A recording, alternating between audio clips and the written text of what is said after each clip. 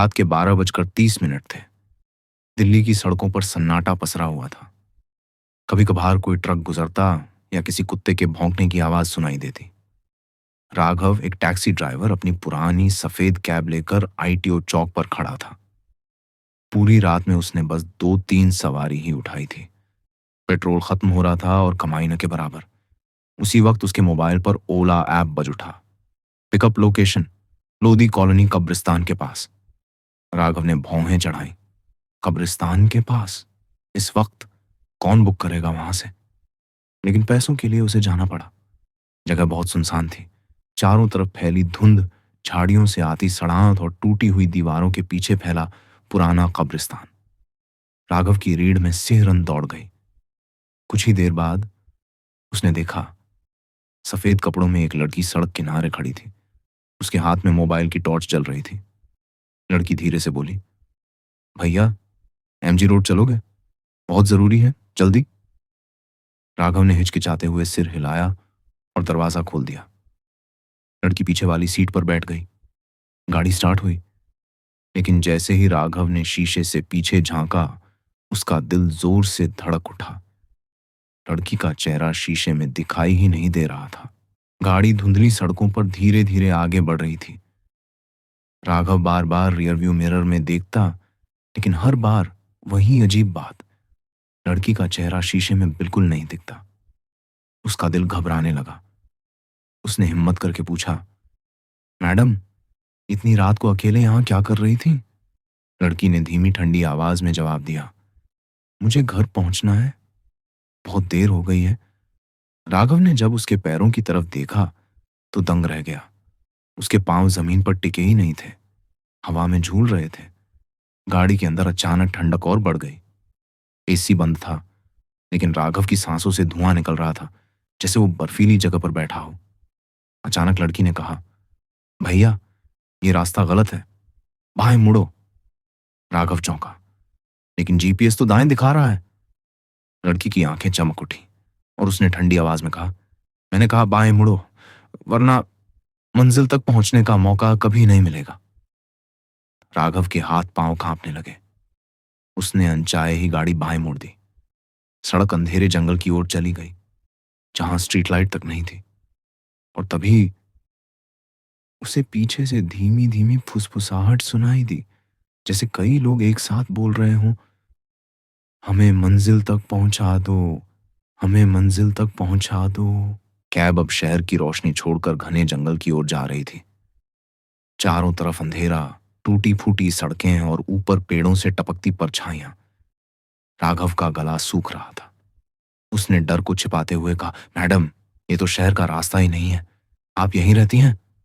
लड़की चुप रही, लेकिन पीछे से वही फुसफुसाहट दोबारा गूंजने लगी, आगे बढ़ो, मंजिल पास है, हमें पहुंचा दो। राघव ने झटके से शीशे में देखा। इस बार सिर्फ लड़की ही नहीं, बल्कि 3 और परछाइयां पीछे की सीट पर बैठी दिखी। उनके चेहरे सड़े हुए, आंखें खाली गड्ढों जैसी, और शरीर से मिट्टी झड़ रही थी, जैसे अभी अभी कब्र से निकले हों। ड्राइवर सीट पर बैठे बैठे राघव का पसीना छूट गया। उसने तुरंत ब्रेक मारकर गाड़ी रोक दी और कांपती आवाज में बोला, ये मजाक बंद करो, कौन हो तुम लोग? लड़की धीरे धीरे आगे झुकी और उसके कान में फुसफुसाई, हम सवारियां नहीं, अधूरी आत्माएं हैं। हर रात हमें कोई ना कोई ड्राइवर मिलता है और वो हमें मंजिल तक ले जाता है। राघव चीख पड़ा, कौन सी मंजिल? कहां जाना है तुम्हें? लड़की की ठंडी मुस्कान उभरी, कब्रिस्तान की उस खाई तक जहां हमारी लाशें अब भी पड़ी हैं। और तभी गाड़ी के बाहर अचानक दर्जनों हाथ कांच पर बजने लगे। काले साए सड़क किनारे खड़े थे और सब एक साथ कह रहे थे, जल्दी चलाओ, हमें देर हो रही है। राघव ने कांपते हाथों से कैब दोबारा स्टार्ट की। गाड़ी धीरे धीरे जंगल की टूटी सड़क पर आगे बढ़ रही थी। मोबाइल का जीपीएस बार बार घूम रहा था, कभी सड़क दिखाता, कभी पूरा नक्शा काला हो जाता। उसने घबराकर कहा, मैडम, रास्ता गायब हो रहा है, ये कहाँ ले जा रहे हो मुझे? पीछे बैठे साए एक साथ बोले, रास्ते नहीं, मंजिलें गायब होती हैं, ये सफर तुम्हारे लिए आखिरी है। अचानक सामने एक पुराना पुल आया। पुल टूटा हुआ था और उसके नीचे गहरी खाई थी। राघव ने ब्रेक मारे। ये रास्ता बंद है, गाड़ी आगे नहीं जा सकती। लड़की ने उसकी तरफ झुककर ठंडी सांस छोड़ी। यही तो हमारी मंजिल है, यही हमारी मौत हुई थी और अब तुम्हारी भी होगी। राघव का पूरा शरीर पसीने में भीग गया। उसने शीशे में देखा, पीछे की सीट अब पूरी तरह भरी हुई थी। हर सीट पर मिट्टी से लथपथ, खून से भीगे हुए चेहरे बैठे थे, जिनकी आंखें सिर्फ काले गड्ढों जैसी थीं। सबकी आवाज गूंजी, हमें मंजिल तक पहुंचा दो, हमें मंजिल तक पहुंचा दो। राघव ने डर के मारे एक्सीलरेटर दबा दिया। कैब सीधी उसी टूटे हुए पुल की तरफ बढ़ने लगी। ब्रेक दबाने की कोशिश की, लेकिन स्टीयरिंग और ब्रेक दोनों जाम हो चुके थे। गाड़ी चीखती हुई आवाज के साथ खाई की तरफ बढ़ रही थी और चारों तरफ वही सवारियां ठाका मारकर हंस रही थीं। कैब अब तेज रफ्तार से टूटे पुल की ओर बढ़ रही थी। राघव चीख चीख कर ब्रेक दबा रहा था, मगर गाड़ी किसी अदृश्य ताकत से काबू से बाहर थी। अचानक गाड़ी खाई में गिरने से बस कुछ इंच पहले अपने आप रुक गई। राघव हांफते हुए बाहर निकला और देखा, गाड़ी के चारों टायरों को काले हाथों ने पकड़ा हुआ था। वो हाथ उसी खाई से बाहर निकले थे, जिनके साथ मिट्टी और खून चिपका हुआ था। लड़की अब सामने वाली सीट पर आकर बैठ गई। उसकी आंखें लाल जलने लगीं। धीमी आवाज में बोली, क्या तुम्हें पता है ये कैब कौन सी है? राघव घबरा कर बोला, मेरी टैक्सी है, मैं रोज चलाता हूं इसे। लड़की ठाका मारकर हंसी, नहीं, ये वो कैब है जो 5 साल पहले इसी पुल से गिरकर जल गई थी। उसमें ड्राइवर और 5 सवारियां जिंदा जलकर मर गई थीं। और तब से ये टैक्सी आधी रात को सड़कों पर घूमती है, अपनी नई सवारी तलाशने। राघव का दिमाग सुन्न हो गया। उसने कांपते हुए पूछा, मतलब मैं मैं भी मर चुका हूं? लड़की धीरे से मुस्कुराई और उसके कंधे पर हाथ रखा। तुम्हारा सफर तो अब भी शुरू हुआ है। राघव ने पीछे मुड़कर देखा।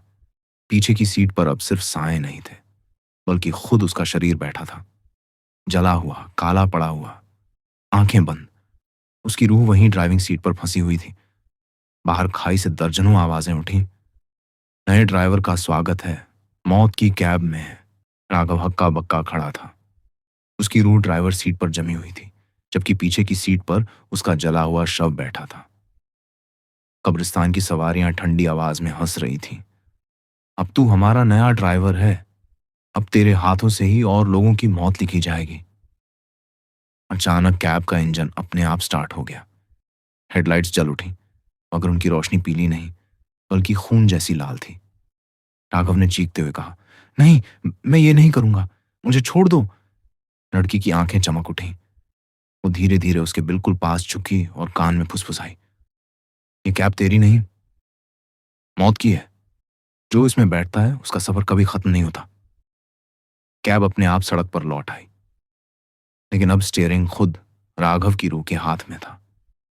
वो चाहकर भी बाहर नहीं निकल पा रहा था। उसके सामने फिर से मोबाइल की स्क्रीन चमकी। New ride booked, pickup location Delhi Cantt कब्रिस्तान। राघव की आंखों से आंसू बहने लगे। उसने आखिरी बार बाहर झांककर चीख मारी, कोई इस कैब में मत बैठना, ये मौत है, मौत। और अगले ही पल कैब अंधेरे में धुंध की तरह गायब हो गई। अगली सुबह अखबारों में एक छोटी सी खबर छपी, कल रात एक टैक्सी ड्राइवर रहस्यमयी ढंग से लापता हो गया। उसकी कैब अब तक नहीं मिली, लेकिन लोगों ने दावा किया कि आधी रात को सड़क पर एक जली हुई सफेद टैक्सी गुजरती दिखी, जिसके शीशे से सिर्फ चीखें सुनाई देती थीं। अगर आपको ये वीडियो पसंद आया हो तो इसे लाइक करें, अपने दोस्तों के साथ शेयर करें और हमारे चैनल को सब्सक्राइब करना ना भूलें, ताकि आपको ऐसे ही और भी दिलचस्प वीडियो मिलते रहें।